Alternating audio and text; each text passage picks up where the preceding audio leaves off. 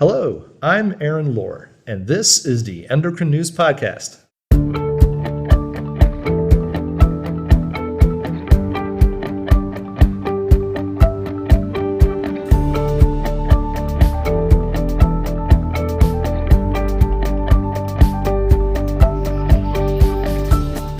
Whether we like it or not, we're all getting older. What do we know about how aging impacts our endocrine system? What don't we know?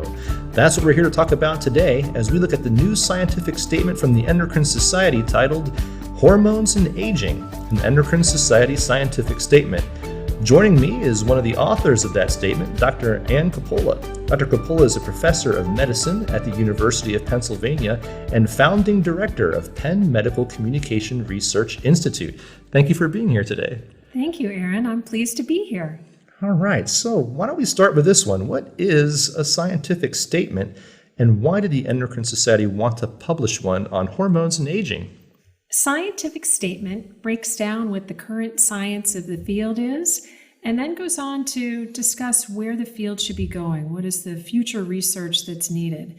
It's different from a clinical practice guideline that way in that it doesn't have specific recommendations for patients, but it's a good way to update people on where the field is. It's also a great way for the Endocrine Society to use something like this statement to build on it for future programs, future research, advocating for the NIH policymakers. It's a great way to have a document to take forward to explain where things are.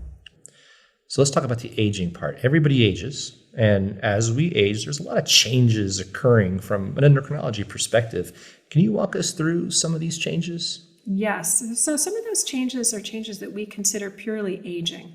Those are changes that might happen in the reproductive axes, such as menopause with women, declining testosterone levels with men, lower growth hormone levels with both sexes. And then some of those we consider to be more of changes in the presentation of disease.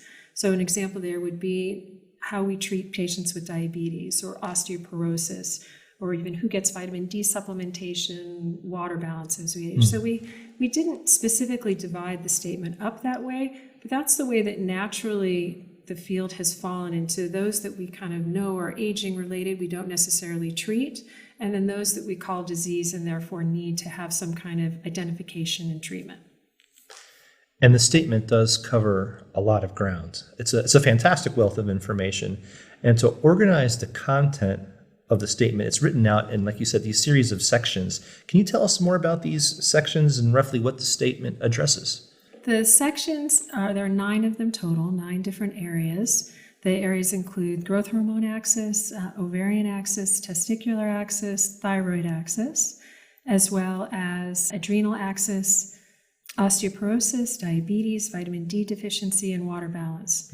Now, within each of those sections, we broke it down into a summary of the current field, specifically as it relates to older individuals, and then identified clinical trials in the area, gaps in the field, key points, and really ended with where do we think the research needs to be going. And it's a standardized format across each of those 9. Now, that may seem like an enormous document, and in fact, it is a big document, but we felt that it was important to be inclusive, and quite honestly, I think you would be hard-pressed to find a better summary for each of those 9 areas anywhere else that is, the whole thing for each section is limited to about 2,000 words. And so it's comprehensive, but at the same time, it distills that information in such a great way. Our authors were all incredible. They're experts in the field, so that what you can take away from it is really an understanding of the field, where it is and where it should be going across these 9 areas. So it sounds like the document is big, but it's big in the right way. It's big in the way that it needs to be. And while it's maybe a little too big to uncover everything in this podcast episode, I will say to you listeners, if you want to see this document, please go to today's episode description. There's going to be a link there, so you can go there, you can read the whole thing. But for now, what would you consider some of the most important take-home messages from the statement? I think the statement is important in discussing what does not need to be treated at this point, as well as what does need to be treated. And so it's very careful to use the evidence that's there to talk about how we don't need to be considering growth hormone supplementation right now, the ways in which to consider estrogen or testosterone supplementation, not considering DHEA supplementation, and not overprescribing thyroid medication. At the same time, it's also recommending that we do a better job of identifying and appropriately caring for those that have diabetes, those that have osteoporosis, as well as identifying and treating water metabolism abnormalities and, when appropriate, vitamin D deficiency. So it's good in that it provides a rationale to not have people go overboard with treatment. I know many of our patients are very interested in anti-aging types of therapies, and what we really want to do is to focus on what would help people's function the most.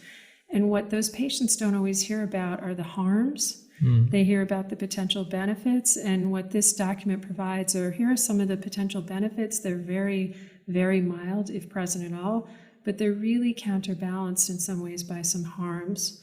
And we really want to think about what are the harms that are specific to older individuals, and what are the data that are specific to older individuals. So is there anything that patients are doing now and they're considering their aging process and maybe wanting to stop it, or reverse it? Is there any behaviors that you're seeing that you find particularly concerning? Yes, there are patients that are finding providers that bill themselves as kind of anti-aging providers, and they may be getting prescriptions for some of these hormones or some of the bioidentical or compounded hormones for which there either isn't that much data or there isn't a reason to believe that the data would be different than the data using the established preparations that are already out there. And so that's one thing that you have to counter, is they may be getting information either from one of those providers or finding things online and coming in and really wanting to, reverse aging. I think what it's important to do at that point is to try to find out why. What is it that they're trying to do? Is it a cosmetic kind of thing? Is it they're not feeling good in other ways, and try to get to the root of it? But it can be very challenging for patients that are looking for the fountain of youth in the form of a hormone, and it's really not the case. A big part of Endocrine Society scientific statements is also noting areas where more research is needed. Can you give us a few examples of such areas from the statement?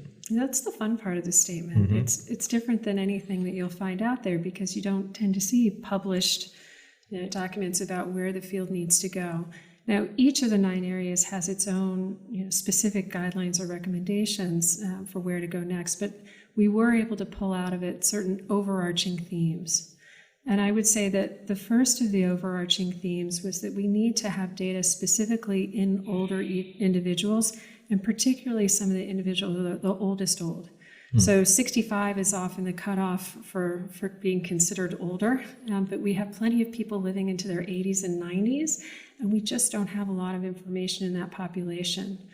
In addition, some of the studies that we have tend to be in healthy older people, but what we really like to do is to see if there's something to benefit people who maybe are frail or have other underlying problems or things that could possibly affect cognition or prevent Alzheimer's disease. We're really interested, is there research that could help slow down some of these diseases that we know are so debilitating in some of these conditions.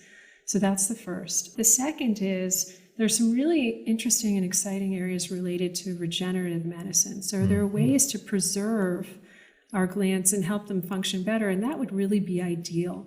Our bodies do a much better job, and our glands naturally do better than anything that we can supplement. There are these feedback loops, there are interactions with each other, there are minute-to-minute often adjustments that are made that if you're giving someone a stable dose of medication, it's just not as good. So I think it'd be really exciting to see if we can help preserve some of the function of these glands, and there's some really interesting research going in that area. And I think we'd love to see that continue as well. And then for the third area, are there ways to think about using these hormones, maybe even antagonistically as well as agonistically, depending on the area? So for example, if you blocked certain actions, could you prevent or help treat cancers with some of these? And so really thinking of novel ways to do that. The final overarching theme that we have throughout is that we need to be thinking about this in different populations. And I mentioned healthy versus not healthy, but we also need to think about what is the role of different racial or ethnic backgrounds and how really have been understudied. across all ages, but particularly we don't have a lot of information on older people, and we need to understand the heterogeneity. There's so much heterogeneity in the process of aging. And then I'm going to even tack on one more about that, is that we were thinking in some ways, we think about each of these glands or these axes as independent of each other, but they're really all in one body. And so one of the exciting things about this was trying to pull together what are some of these common themes, and are there ways to even think about these axes together as these changes are happening concurrently? If there are any interventions, do we think about them concurrently? So when you think about the next 5 to 10 years, maybe it's regenerative medicine, maybe it's going to be something else, but what might be some new knowledge that you hope we'll learn when it comes to hormones and aging? I hope we have a new knowledge about whom to treat and whom not to treat. I think if I put it, broadly. And again, I did mention ahead of time, I guess, the preservation. I also want to put a point in somewhere for this, and I don't know if it's here or elsewhere, about how there are already certain things that we know that can help preserve endocrine function that we need to get people to do. So there's a big emphasis on taking supplements and to help us, but something like exercise has many benefits across these different systems. So it boosts testosterone levels, it reduces diabetes incidence and helps to management of diabetes. It also helps with prevention and management of osteoporosis. And so if we could advocate for some of these things and show some of the hormonal benefit and do a better job of communicating what's already out there with our patients, I think that could be just as much benefit as what are the new things on the horizon. We absolutely will, some cool new things that I hope that are out there, but I would also like to see us do a better job of explaining the evidence that's already there. Dr. Coppola, thank you so much for joining me today. Oh, it's been a real pleasure. Thanks so much. Thank you all for listening. That's all for this episode. Again, we really just scraped the surface of what the scientific statement covers. I encourage you to check out the statement using the link in today's episode description. And while you're there, you may want to check out another recent scientific statement from the Endocrine Society titled Endocrine Health and Healthcare Disparities in the Pediatric and Sexual and Gender Minority Populations. As always, I hope you enjoyed this episode, and thanks for listening. Endocrine News podcasts are a free service of the Endocrine Society. To learn more or to become a member, visit the Society's website at www.endocrine.org.